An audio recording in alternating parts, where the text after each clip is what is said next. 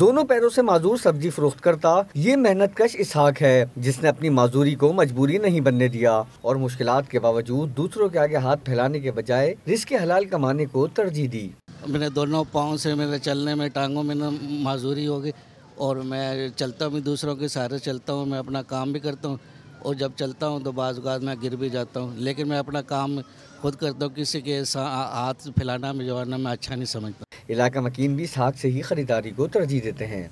मेहनत में शर्माते नहीं हैं, घबराते नहीं हैं, खुद मंडी से लेके आते हैं, खुद बेचते हैं, खुद सफाई करते हैं और सस्ती सब्जी देते हैं। दोनों पाँव से माजूर हैं, ये अपने पूरे रात भर तक मेहनत करते हैं और यही काम में इसी में लगे रहते हैं। हम लोग जो है सब्ज़ी मोहल्ले के इलाके वाले सब्ज़ी इन्हीं से ही ख़रीदते हैं। इलाका मकीन माजूर सब्जी फरोश के बुलंद हौसले और खुददारी के मुअत्तरिफ हैं। दोनों पैरों से माजूर ये मेहनतकश उन अफराद के लिए बेहतरीन मिसाल है जो बेरोजगारी को बहाना बनाकर मेहनत से जी चुराते हैं।